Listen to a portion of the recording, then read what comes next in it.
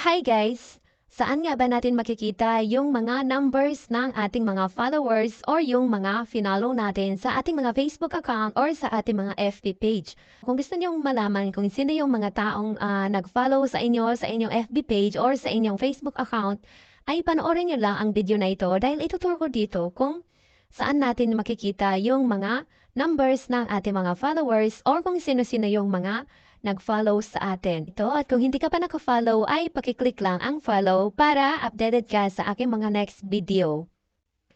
So, first na gagawin natin dito ay punta lang tayo sa ating mga Facebook account tapos i-click lang natin ang ating profile. So, dito guys, may makikita kayo ditong followers at saka yung following. So, itong followers ay ito yung mga nag-follow sa inyo. And then, ito namang following ay ito naman yung mga finalo nyo or ito yung ating finalo na mga vlogger or yung mga groups. So, i-click lang natin itong followers. And then dito, makikita natin dito yung mga taong nag-follow sa atin. So, ayan. And then, makikita rin natin dito sa taas yung number ng followers natin or kung ilan na ba yung mga nag-follow sa atin.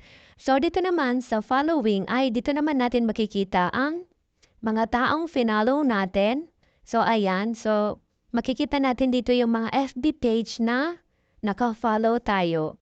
And then dito naman sa friends ay ito naman yung ating mga friends sa Facebook. Dito natin makikita yung mga list ng ating mga friends. So ganun lang guys, ganun lang kadaling malaman kung sino-sino yung mga nag-follow sa atin or kung ilan na ba yung mga nag-follow sa atin. So yun lang guys, sana may natutunan kayo.